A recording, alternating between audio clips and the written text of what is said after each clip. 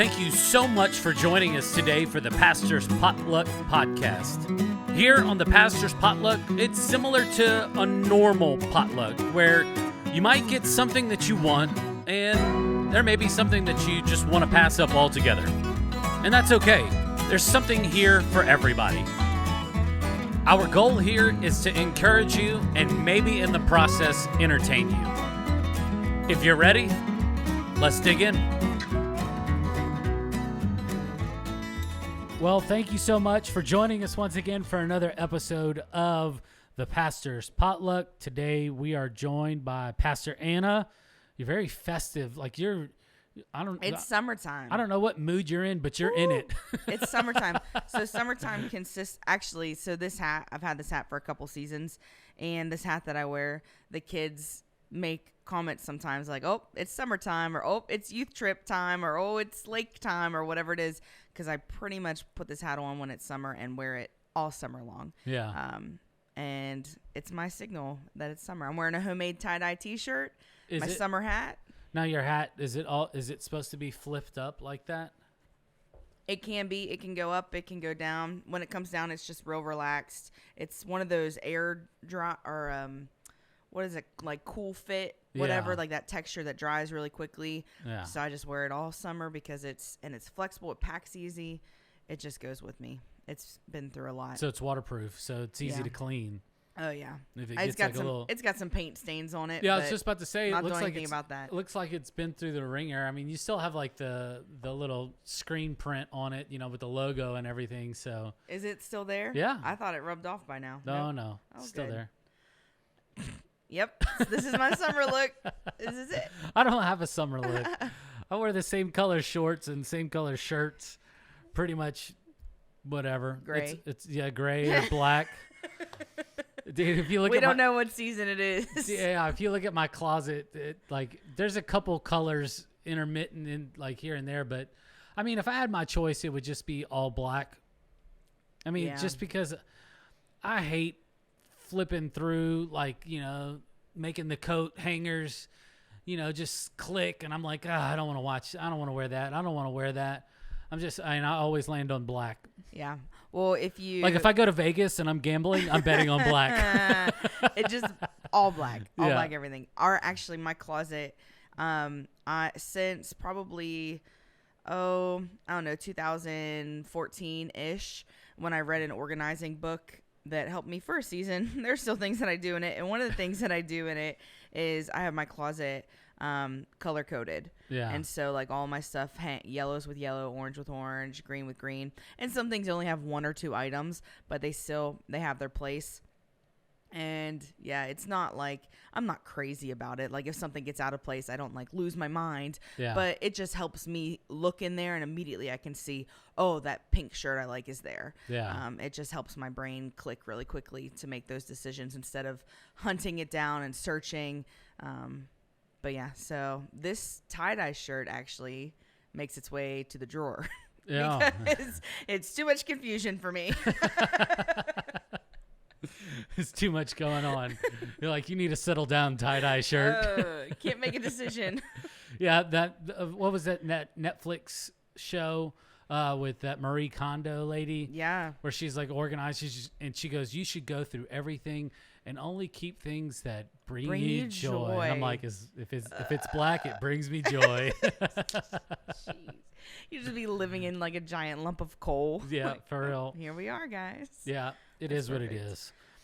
So speaking of lump of coal, lump of coal makes me think of West Virginia. Yeah. And West Virginia makes me think of how you just left us. I did. For a vacation. Okay.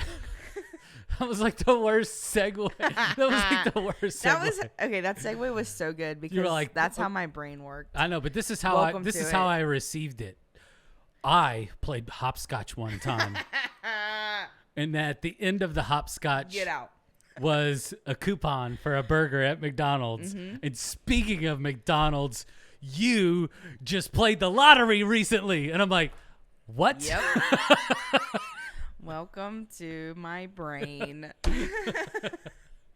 Yeah, we just got back from vacation. We went to Washington, D.C. for several days. we about killed the kids literally like 10 minutes before, like, we got in the car. 10 minutes later, the boys are about to fist fight. Jeez. And it never got to that because one of them forgot that one of them was like, oh, I didn't bring a pillow. And I'm like, oh, I'm not. What are you gonna do now? Yeah, we're not doing this. Like, you just got to go without it. Well, so and so's not using this pillow. I can use it. I'm like, no, sorry. And it just kind of, it looked like a dust cloud, like, you know, the like in the old cartoons whenever they start fighting, it just looked like a dust cloud back there. And so it didn't start off like the most ideal. It wasn't like, hey, we're going on a trip in our favorite rocket ship. It wasn't anything like that. The kids weren't like holding hands and like singing Kumbaya together. No, it wasn't any of that.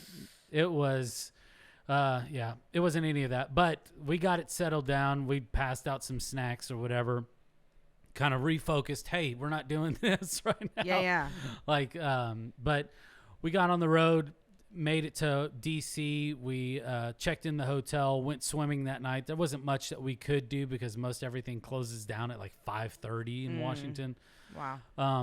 But did that, and then the next morning we hit the Smithsonian, the Natural History Museum, which was absolutely fantastic. Yeah. It's just like an overwhelming senses, like the exhibits that they have, which are really cool. It was just awesome. For a while there, Luke was really into like gems and stuff and like rocks, and he still kind of is. And so I think it was this past Christmas or Christmas before last, somebody had got him like the actual Smithsonian book of gems and rocks and all these things. So he had like a little pre-preparation time to get. Oh, he read that thing like cover to cover. Back at Christmas. This is before you guys knew you were going to DC before we or even anything? knew that we were going. That's cool. But it didn't click that there was like rocks and gems exhibits there. It was just like natural. You know, we talked about dinosaur bones and, you know, all this other like stuff that they have. They have like some Egyptian artifacts or whatever. And we kind of talked, you know, just kind of, hey, this is going to be really cool. But one of the things inside the book that he was so infatuated with was the Hope Diamond. What is that? I don't know what it is. It's some.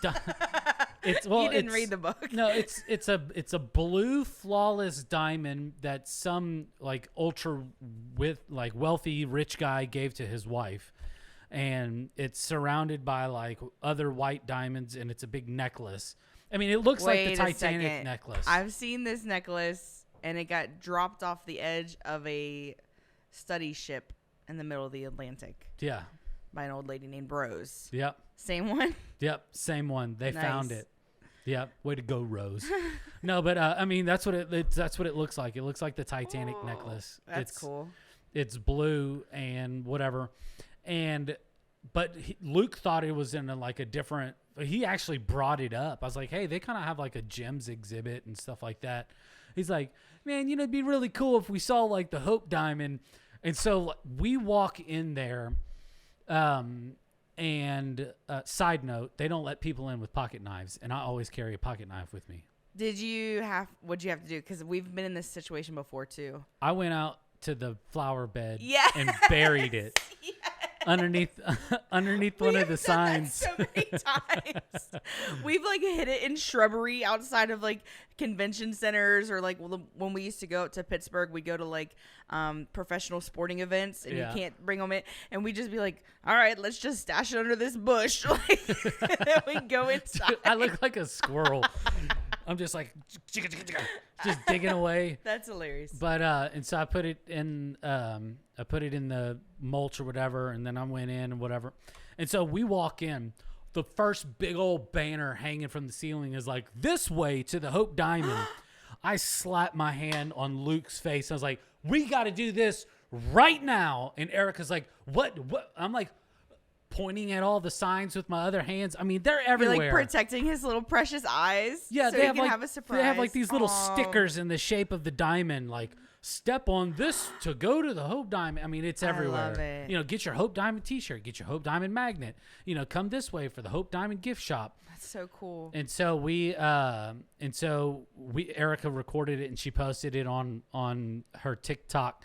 And we go in there, and it's in this little case, and it takes like 10 seconds, and then it switches around to it's a square case or whatever. Oh, yeah. And so it switches to so they can rotate people in and out to see this. But we were like I think we were like 10th in line to get into the Smithsonian. How cool. So we had that whole room basically to ourselves.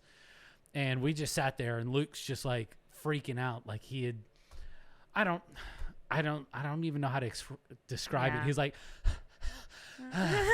like my heart's palpitating. I can't catch my breath, you know. Oh, he was so excited. Yeah, it was cool. Oh, that's so cool. It was really cool for him to be able to see that, and then the rest of that exhibit, and then the rest of that day. I mean, that first day we just jam-packed so much. Yeah. We did the National Mall after that. Saw all the monuments, which is really cool because I had both of my grandfathers served in the Navy in World War II. So it was just really cool just to kind of be like in there. There's this air of reverence around there, even with all like the political junk that's happening in our country. Right. Whenever you're around these monuments and these kind of like remembrances of the sacrifices that so many people paid for freedom and for all these other there's this humbleness that comes with it, that we just live in a country that so many people willingly gave up and put everything on the line just for freedom, and which I'm just eternally grateful for. And but it's also like really romantic too.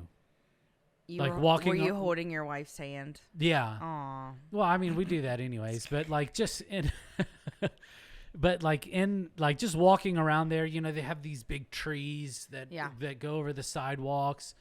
There's just being like, I think one of the most powerful moments for me was just standing in the exact same spot that Martin Luther King Jr. gave his "I Have a Dream" speech. Yeah, that was wow, cool, I'm sure. Yeah, just so powerful. And it was, I don't know. It's hard to describe it. There's just this air, this aura, this energy that's there. And I don't even normally talk like this, you know, like, there's good energy in the room. I don't. Right. I don't pay attention, but there's just like this, there's something there that is just very special. It's unlike any other thing I've ever experienced. Yeah. Well, you guys had never been to the East Coast to visit DC before. No. It was the first time for you, Erica, your wife, and your kids. Yeah. That's awesome.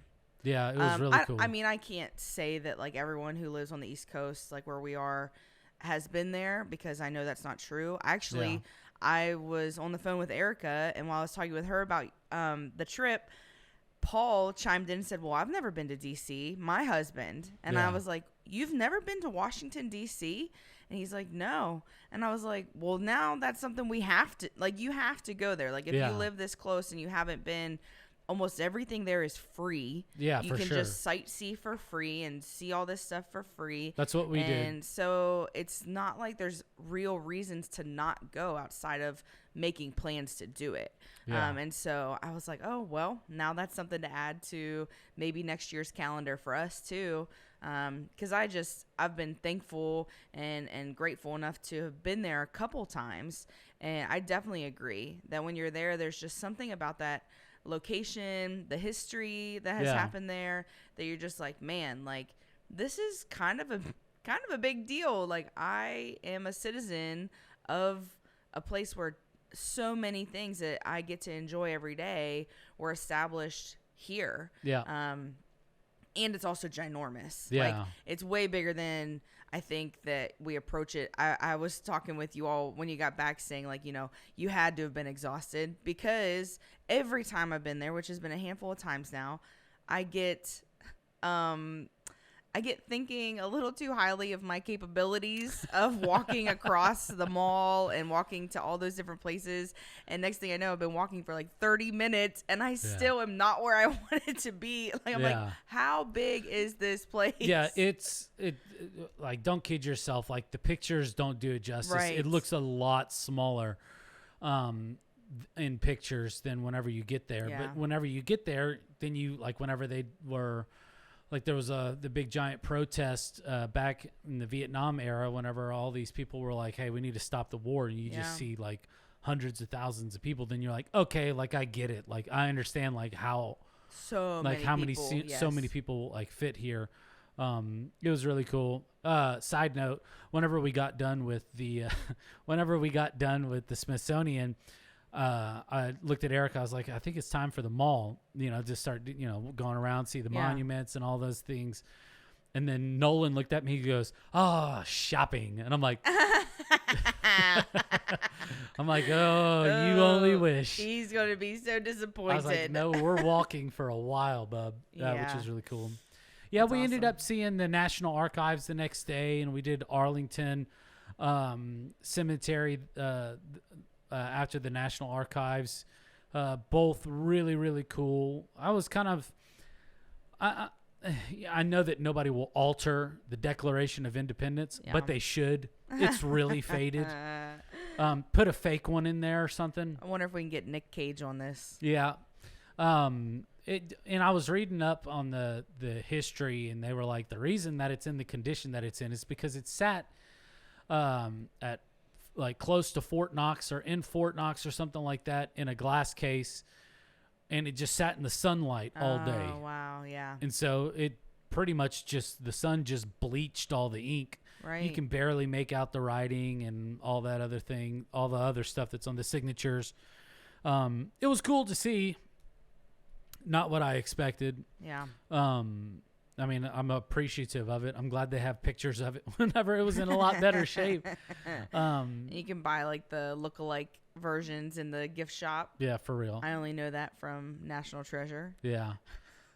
They should maybe just not get rid of it, but maybe put one side by side so you can kind of compare the hashes that you can see, which would be a cool idea. But yeah, and seeing the Bill of Rights and the Constitution, all those things, it was just a great trip overall. Cool. Overall, the changing of the guard at the Tomb of the Unknown Soldier was fantastic. So, highly, highly, highly recommend. That's awesome. I'm so glad you guys got to go on a trip together. Yeah, I know that this is the pastor's potluck. Like, there are busy pockets of our year, specifically busy. Yeah. Christmas, Easter, and then summer isn't always like nothing's going on. It's usually just kind of like a ramp up to the fall and getting stuff back together. And so I was really glad that you guys got to take that breather and refresher together. And that's really cool. We actually, I was just about to ask, y'all just got back from yours before we left. We came back, I think, just a couple days before you guys headed out, maybe the week before or whatever. Yeah. And it was great. Like, we have some friends who live in Florida. Back in February, we reached out to them and we're like, hey, there's a transition. Like, Paul is transitioning jobs. He's got a week off. We'd love to take a vacation. Can we just come down and stay with you? Like, we're just, we're not at our home. We're away. Maybe go to the beach one day, just kind of hang out, visit some friends, that kind of stuff. And they called us back like a week later after we had made those plans. And they said, actually, they cruise a good bit. And they said, we actually got an email about a cruise that same week, and the price point is pretty fantastic. Would you guys like to do that instead? And we looked at it and we said, well, for that price, we probably couldn't buy groceries and eat like pizza and stay at your house for a week. So yeah, let's do it. And so we did a cruise. We left out of Cape Canaveral there in Florida, and we went just through the Bahamas.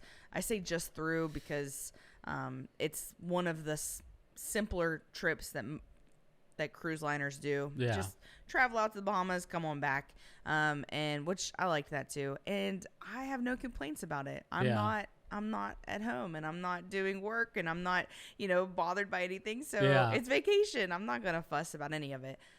It was so good.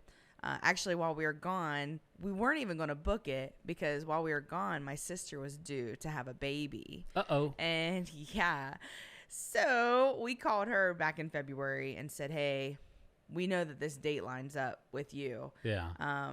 We will not book it if it's not okay with you. Like, just want to check. And she was like, yeah, it's going to be the same baby. Like, when you get back, it'll be the same baby. Yeah. We were like, okay, cool. Did she end up having her baby while you were on the cruise? Yes, she did. She had her baby on the Thursday morning that we were on the cruise, and we were coming back Friday. Well, we were coming back to West Virginia on Saturday, but anyway, it all worked out. Healthy baby. She's so cool. We got to meet her the following week. Yeah. And it was the same baby, which was good. Yeah. That was my main concern. You know, baby swappers out there. Yeah. Just got to meet the real one. But anyway, we went on the cruise and it was so nice. And we did do one thing that we had never done before, and that was snorkel. I'd never snorkeled before. Like outside of like my parents' above ground swimming pool growing up, and I discovered torpedoes that I threw in there. So I'm like, oh, there it is. Yeah.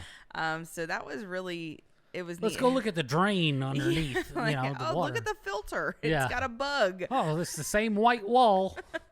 Have you ever done snorkeling before? I think I tried one time. It was just at the beach, so Yeah. It's just about as awesome as you can think of as a swimming pool. You're just like sand. Yeah. I didn't do like any reefs or anything like that. Yeah. But. So I was looking forward to it because there's a couple ocean animals I really, really like. But when I first put on the goggles and put on like the snorkel in my mouth, and as soon as I put my head under the water, I felt panicked. Like What? Like I was just like, I'm not going to be able to do this. Yeah. Because I had these feelings of like claustrophobic feelings, and also just like I was being like suffocated or like I could drown at any second. I don't know. It was so strange. And I literally was, I couldn't imagine people that were above the water because I'm in the very shallow area just walking. I'm walking. My feet are not even off the ground. Yeah. I'm just with my head bent over with my head down because I'm just like, I need to just see if I can even do this before I swim out into the ocean. And so I've got my head down and I'm breathing like a natural human until I submerged my face, and all of a sudden everyone above had to heard just Darth Vader having a panic attack. Was like, I could not. I was like, what is going on? Why can't? So I'm like, okay, brain. And I'm like, God, are you listening? Because if you're hearing what everyone else is hearing, this is, first of all, embarrassing. Yeah. Second, like, help me remember how to breathe. Like, so I just like closed my eyes because I could like see fish and stuff instantly, like little fishes. Yeah. And I think just all of that freaked me out a little bit. And so I just closed my eyes and was just like, okay, 1, 2, breathe in, 1, 2, breathe out, like counting breaths, like doing this. Yeah. And little did I know, I thought that I was just going through this alone. A couple steps away from me, Paul was going through the same thing. He said that it was because the water was so cold. That was his reason. He goes, and I thought I was going to gulp in a bunch of water and die, like for instantly. Sure. But we both got the hang of it, and we were out for like 3 hours, just like swimming along the bay and like looking at all this coral and fishes. And it was, oh man, it was so cool. Yeah. Like I would do it again in a heartbeat now, but it was definitely an interesting first time experience. Yeah, whenever I was telling you, I was like, I think I did it at the beach one time, and it just jogged a memory. I did do it one time, but it was just in the sand. And then I just had goggles and the snorkel, and I'm just kind of doing, and maybe in 4 feet of water. Yeah. Nothing too crazy, and I'm just kind of like floating and just looking at the ground. Oh, sand, I kind of freak out a little bit, and whenever I see like this little tiny fish, and I pop up, I'm like, I see a fish. And some random guy was like, yeah, that's where they live. And I'm like, okay. Oh, what a jerk. Yep. I was like, well, he got me. I was like, yeah, you're right. You're right. Good call. Yep. I mean, if I saw him on the sidewalk and he was just walking around, then I could be like, "Hey, there's a fish here." Then other people would probably freak out. But. Well, that's so funny that you say that because I resonate with that guy that was a total jerk to you because after we had been out there for like 2 hours and I had one really interesting interaction, and I'll tell you about it in a second. But we're like kind of swimming our way back. We had circled the area that they have roped off for you to circle, which is huge. But we had gone through the whole area and we were on our way back. This guy like pops up and he like shouts to us being me and Paul. And he's like, "Hey, there's a giant stingray right here." And we had already seen a stingray, which was so exciting because stingrays are my favorite fish. I was like so pumped, so pumped. But the one we saw was maybe like the size of like a seat cushion, which was pretty big. Like the one we saw earlier. I was like, oh, that's awesome. Like it was like bucket list. Very cool. So this is like favorite animal of all time. Favorite ocean animal. The Steve Irwin murderers. Like that's your favorite animal? Listen. Favorite ocean animal, I should say. Steve doesn't think they're murderers. Steve was having a bad day. A very bad one. Anyway. But yes. Moving right along. That's where they live. So this guy pops up, and we already think we've seen a really cool stingray. Yeah. So this guy pops up, and he's like, "There's a big stingray right here." And we just were like, "Oh, okay." And I literally say to Paul, I said, "This guy's probably an idiot. Like, he doesn't know what a big stingray is. Like, he's just like us. He's like from Wisconsin, Nebraska, and he doesn't like something. This guy doesn't know anything. Like he's not a tour guide." Yeah. And so, but I'm still curious, so I pop my goggles back on and I put my little thing in, like my snorkel in my mouth, and I dip under, and I'm like, I don't even see anything. This guy, he's goofy. Whoa, the reason I didn't see anything is because it was like in the sand, like kind of some sand had like brushed up on top of it. Yeah. This thing was ginormous. Like how big? Like, oh my gosh. So Paul was ahead of me, and he swam over, and he's like pointing, and I'm pointing. We're like looking at each other in the water, like like making talking like you're like at the dentist office. Yeah, exactly. Exactly. Lots of hand gestures, like "Woo, raise the roof," like all of this. And so he's pointing, and he's like pointing and then doing like the Home Alone face. He's like pointing, Home Alone, raise the roof. Like, I'm here for it. Let's go. That's what's going on. So I look down, and as gosh. Paul swims over it, it is literally as big as Paul. Like What? width. And Paul's like 6 foot tall. Yeah. Like it was as wide as Paul is tall. Like laying down. Like laying on the ground, buried in sand. It like wingspan or like head to tail? No, like wingspan, because he swam over it like horizontally. Yeah. And I was just like, holy moly, that thing is so huge. That is like a Steve Irwin murderer. It was ginormous. Like if it still has its little barbs at the end of its tail. It did have a little barb. We saw it. It was like crinkly. But I was just like, it was so cool. And it wasn't even that deep in the water. Like it was deep enough that if I tried to stand up, I wouldn't have been able to touch.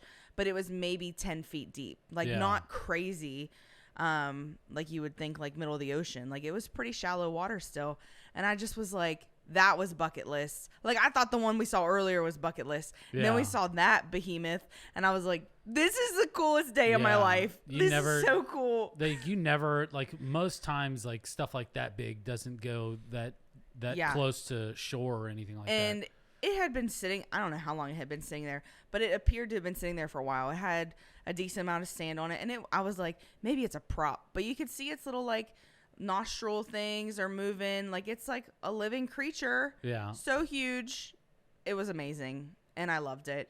Dude, I'm here for those cool. types of encounters. It was so cool. Yeah.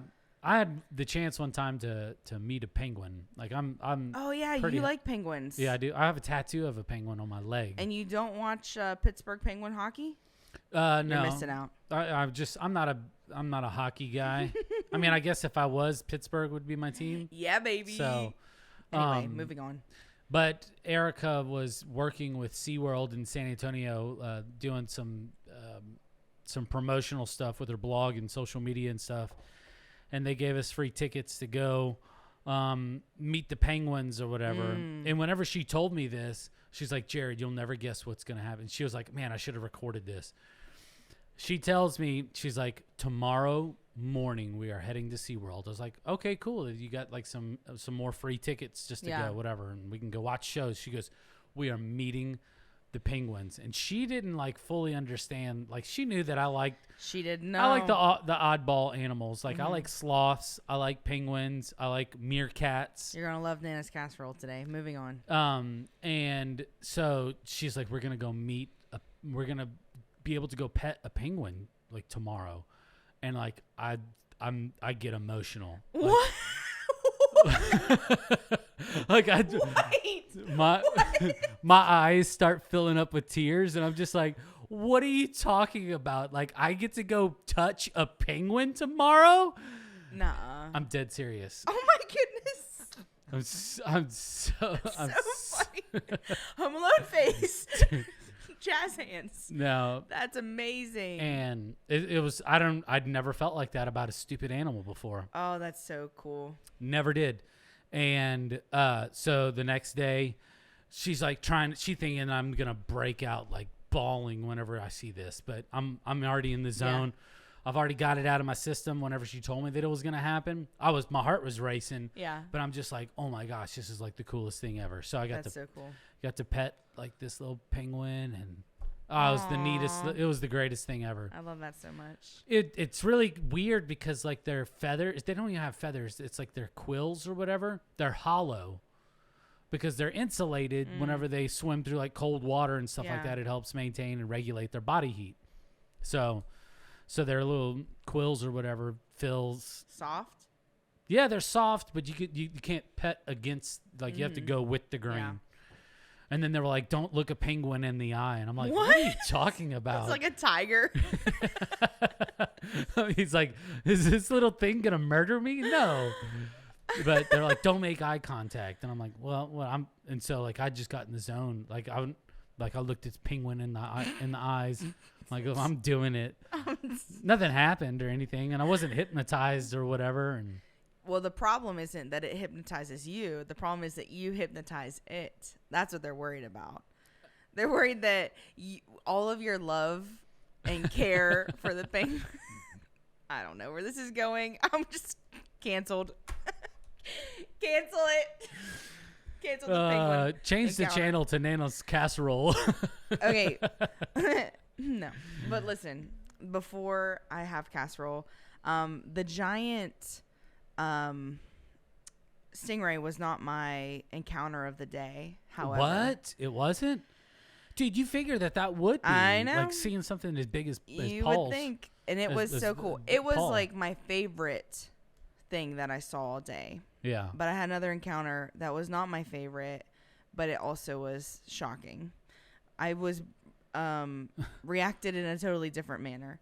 So we were out on like a raft taking a break. Like they have rafts placed throughout this area where they let you swim, and we climb up on this raft, breathing, taking a chill, resting our muscles from casually swimming. I don't know. Listen, we're not normal at doing that. We're not regulars, so we need a break. And so I jumped back in the water. I put my fins back on, and I put my headgear back on, and I just jumped back in. And I'm kind of like waiting for Paul as he like gets situated. Meanwhile, some more people join him up on the raft, and this guy lets out a couple expletives and goes, "That fish!" That's all I hear. I hear bleep a bleep, that fish, and I'm like, oh boy, what's happening? I wish people from now on would just start saying bleep a bleep. Wouldn't that be so great? Then I just anyway. It would change their negative situations into positives. So good, so good. So I think I had my goggles on already. I was like waiting for Paul, and I just popped my snorkel in my mouth, and I just dipped my head underwater because I'm like, wonder what he's talking about. Yeah. Bad idea. I dipped my head underwater, and I don't want this to sound like an exaggeration because it's not. Like maybe 6 feet away from me, looking directly in my direction, is a like 4-foot barracuda. Oh, like goodness. This giant fish, which I know barracudas are not human killers. Like that's not like, at least not one that's only 4 feet long. But 4 feet is kind of big for a fish. I don't encounter too many 4-foot fish. Too. And I can see the teeth. It's close enough to me that I can see its little like snarl teeth. Yeah. And all I can think is Marlin from Nemo. And so this time, everyone above the water heard me breathing like this. Because I wasn't. I was holding my breath, just staring. And it's like looking at me, and I'm like looking at it, and I'm like, oh my goodness, this is so crazy. Yeah. So I didn't feel like I was in danger. It was weird, but I didn't feel in danger. So I came up and I was like, it's like a barracuda. And like the guys were like, what? And so I was like, yeah. They're like, where is it? And I dip back, look, and I was like, it's just sitting under your raft. Like it's just hanging out right there. Yeah. And their feet are hanging off and all this stuff. And they're all like, what?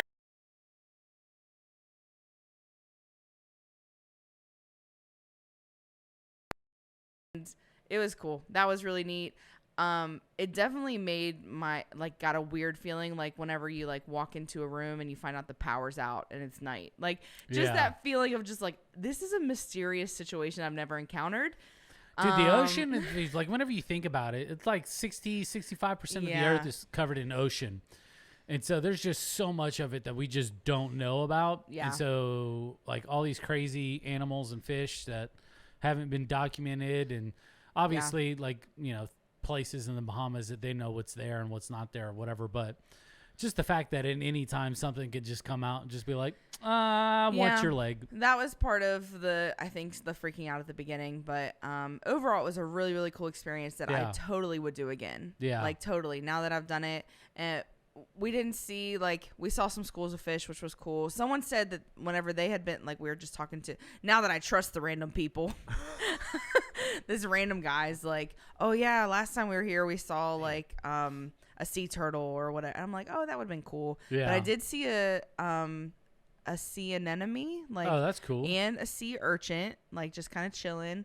And then of course the stingray and some other just like fish that we recognize, like, oh, I've seen that in a movie or something. Yeah. But so overall, it was a really, really cool experience. I didn't see any sharks, so that made me feel better too. For sure.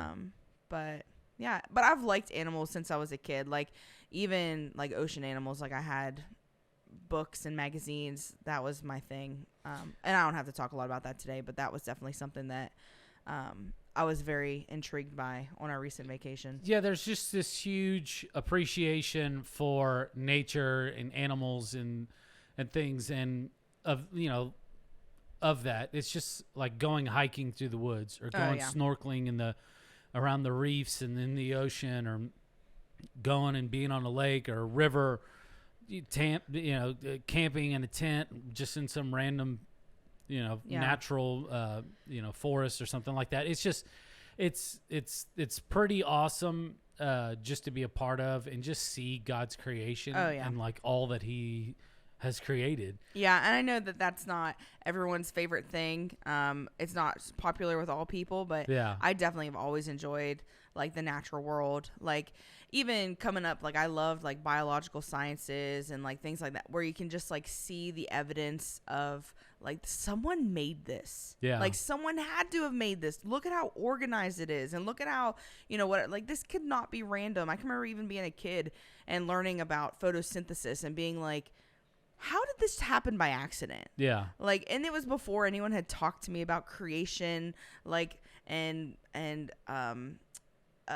evolution. Like, it was before all of this, but I can just remember being like, look at how organized this stuff is. Like, it all makes so much sense.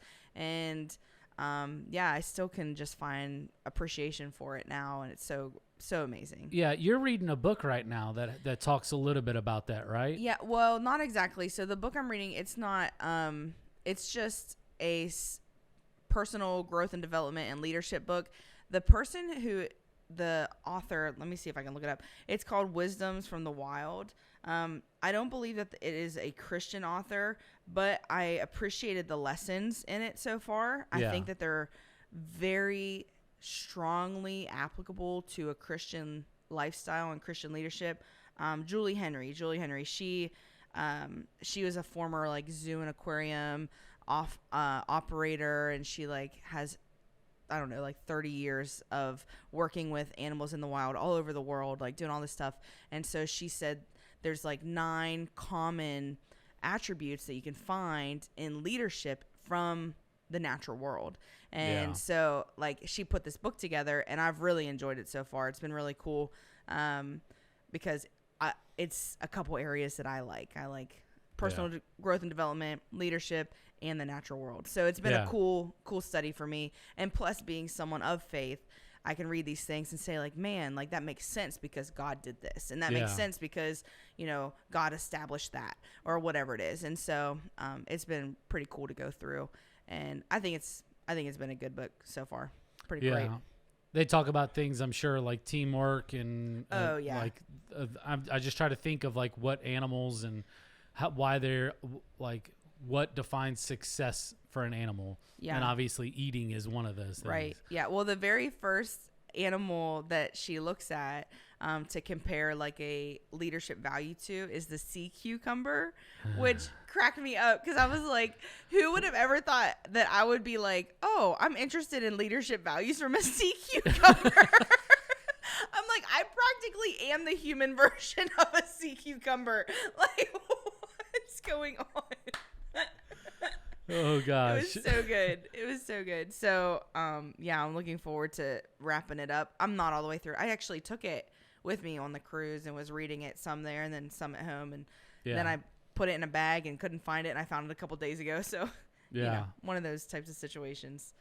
But what was the now you got me intrigued. What's the correlation between a sea cucumber and leadership? You're just going to have to read it. Oh gosh, don't even do that. Give us something. No. That's because you don't remember? No, I do remember, but my brain is kind of sorry. That's the type right of friendship her and I have. We call each other out. I have other things to think about. No, I'm just kidding. The sea cucumber has some really unique survival tactics and some of the different things that it does. It's interesting. It's an interesting chapter, and it's an interesting way to start things out. She also does talk about your boy the sloth at some point. So I'm sure that I'll bring some cliff notes in for you. How's that sound? That sounds great. Sound like a plan? Yep. Time for some casserole? Yeah, I got casserole. You ready? Maybe. All right, let's grub it up. Rapid fire questions. Rapid fire. Here it is. If you know, join, guess on your own out loud in the car, at home. Explain Nana's casserole. Well, welcome if you are joining us for the potluck. And this might be your first time or first time in a while with me, Anna Blake, a.k.a. Nana, joining you. This Nana's Casserole is something I like to bring to the podcast. It's just a little trivia and oftentimes correlates with what we're talking about for the day in one way or another. And I would love for you to try to take a guess wherever you are, in the car, at home, at work. Take a guess. See if you also can take a little bite out of Nana's casserole. It's not always delicious, but it is always there. Yep. So, the first question for Nana's casserole today is, name the slowest animal in the world. Slowest animal. Sloth. That is correct. The three-toed sloth, to be exact. Three-toed sloth. A snail can sleep for how many years? 14. So not close. 3 years. Okay. For the first few weeks, a baby mouse feeds on what? It's pretty common in most mammals. Yeah, it's mother's milk. That's it, mother's milk. A group of lions is also known as a pride. Pride, correct. Which bird is a universal symbol of peace? A dove. Correct. Rabbits are born blind. Is this true or false? True. Absolutely true. Which animal has the highest blood pressure besides you when you have to go on a road trip with your kids? Oh, goodness. Sorry, kids. Sorry. They're going to go back and listen to this, and they're going to be like, man, Dad threw us under the bus a lot on his podcast. Well, he's not the only one. Yeah. So I'm sorry, too. Highest blood pressure animal. This animal also, if you think about highest animal, it might help. Oh, giraffe? Yes, a giraffe. Yeah. That was a good clue. You're welcome. I was trying to think of something that deals with like the most stress, like an impala. Like all they do is like eat a couple blades of grass and they get chased by lions all day. Like, which animal is the most stressed in the animal kingdom? Probably a house cat.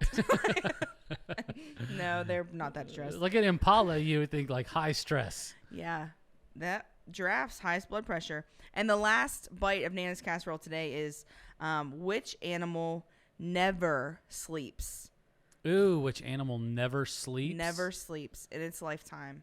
In its lifetime until it's the eternal sleep. The eternal rest. Goodness. What? Would you like a clue? Yeah, give me a clue. Okay, it's an amphibian. An amphibian? Mm-hmm. And they are delicious if you giggle them. A frog. Bullfrog to be specific. But yes, a bullfrog never sleeps in its lifetime until eternal rest. Until it gets gigged by some hillbilly. So thank you so much for joining us for Nana's Casserole. I feel like I did pretty well on these questions. Yeah, you did great. You did really great. And I just want to give a shout out to Sir David Attenborough for all of his his animal documentaries that I've watched growing up throughout the years. And his soothing voice whenever he narrates that stuff. Oh, I do love a good animal documentary. But it has to be narrated by him. Okay, so there's currently a documentary series on, I think it's Apple TV. It's called Tiny World or Tiny Earth or something. Yeah. And it's voiceovered by the guy who plays Ant-Man. What's his name? Paul Rudd. Yes, Paul Rudd. And I've watched like 4 episodes of it in the past like 2 years, but every time I watch it, I'm like, this is so amazing. That's funny because like there was one that Benedict Cumberbatch did, the guy who played Doctor Strange. Maybe they're just hard up for for cash. They're just like, yeah, what's the job? Okay, that's fine. And the little funny thing about it, like he was talking about penguins, and he can't say the word penguins because he's English? I don't know. It's just like cinnamon for some people, you know? Oh, that is and brilliant. So go back and watch it. And I'm going to look it up on YouTube today. Yeah, you can. And he's like, whenever the pen wins, and you're like, what? That's so brilliant. Like he can't say the words. So, all right, mystery meat time. Dang it, I recorded one earlier, and I don't know if I put the question back in there. Oh, this is funny. Scott told me to throw this one back in there. And because he wanted to hear other people's. The one that came up most often was ask Benedict to say the word penguin.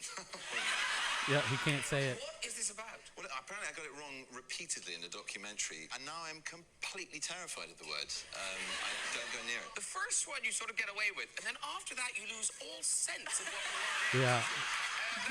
Let's have a look. Listen carefully. Yeah. And the last thing you might expect to see here is penguins. So Penguins?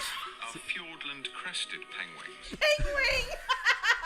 Not the penguin. That's so precious. The penguins.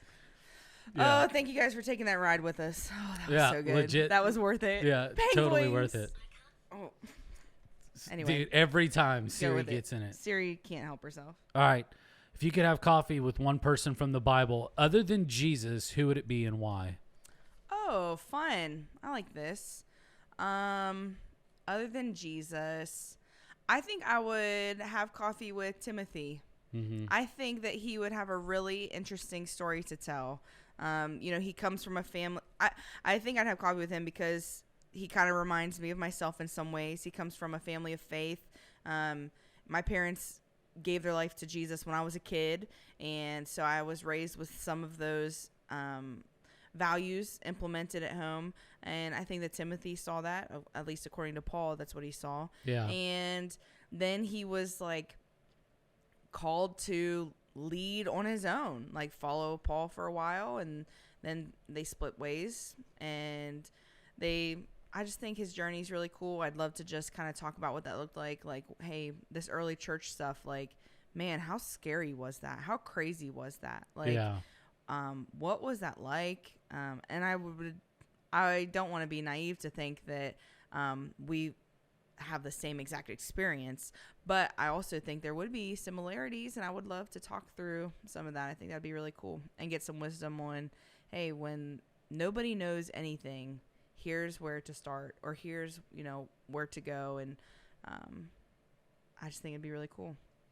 Yeah, I told Scott, like, I think for me, it just depends on the type of conversation that I want to have. Oh, for sure. sure. I think it'd be really cool to talk with Adam. He mentioned, he was like, to try to figure out what happened. But, I think together, Adam. Yeah, I think if King David, I think it would be cool to talk to him towards the end of his life, just all the experiences that he had. Obviously, I think Solomon would be great. Mm-hmm. Just pick anybody in the Old Testament. Yeah, I really could probably sit down with anyone and love to hear some of what they've experienced. I find it personally difficult to have a conversation with someone and not be entertained by them. Yeah. I pretty much can tolerate a lot of different conversations. So I think I would enjoy anything.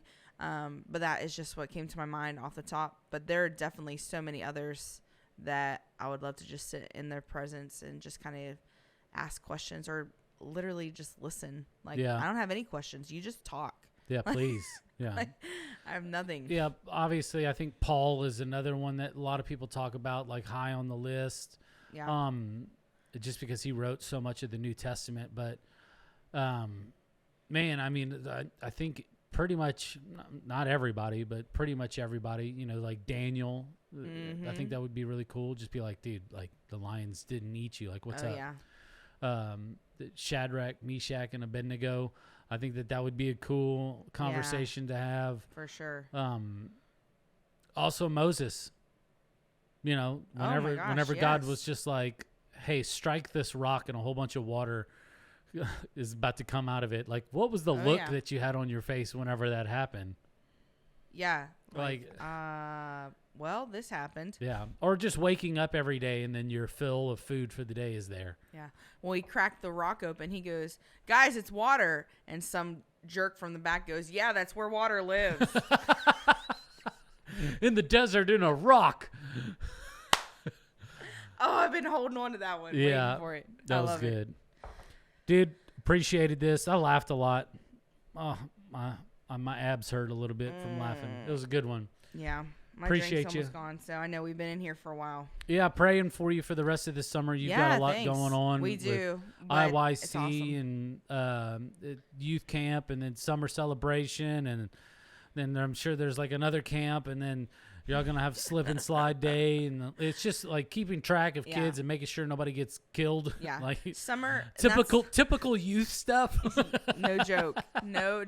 Okay, really quick. This was so funny to me because this is just who I am, and these kids some of them have tracked with me now for 5 years. Yeah. I had a couple kids ask me like, "Hey, what are our meals going to look like on this trip we're going on?" And I was like, "Oh, sandwiches." I was like, "We're working on, the meal lists and all that stuff now." And they were like, "Okay, you're not going to like get to dinner and be like, oh, hey guys, we ate yesterday. We'll be fine." And I started laughing. I was like, when have I done that? And they were like, you haven't, but you've been pretty close, I think. Yeah. The last trip we went on, you said those exact same words. I could not quit laughing. I was like, I probably have gotten close to that before where I'm like, look, you guys, it's late. We've been at this all day. Like, pass the crackers around. We'll eat tomorrow. I don't really do that to kids, just so to be clear. Yeah. But it was just so funny that was how they had interpreted things in the past. They're like, are you going to do something like that? We've done that with our own kids. Erica and I. We pull up and it's been a long day and the kids are like, what's for dinner? Whatever you find. I don't care. Yes, survival. Sliced cheese and chips for all I care. Just eat enough. Just don't die from starvation, please. Yeah, it's so good. It's so good. Well, I'm excited for summer. Summer in youth ministry is kind of the climax of youth ministry calendar. Often other ministries take a lull, which is fine, or they're just kind of coasting in, ramping up for the fall. And so here, we've got all the things that we pretty much work for and prep through the year. We just tackle it all over the summer. Yeah. But that doesn't mean I'm not still getting pumped up about the fall. I just love when everyone's back home and from vacations and traveling, and we're all just like, man, we're here, we're ready, we're bringing our friends, we're doing this stuff. So it's just so exciting. But summers, there's a special energy to it. For sure. Well, make sure you take care of yourself.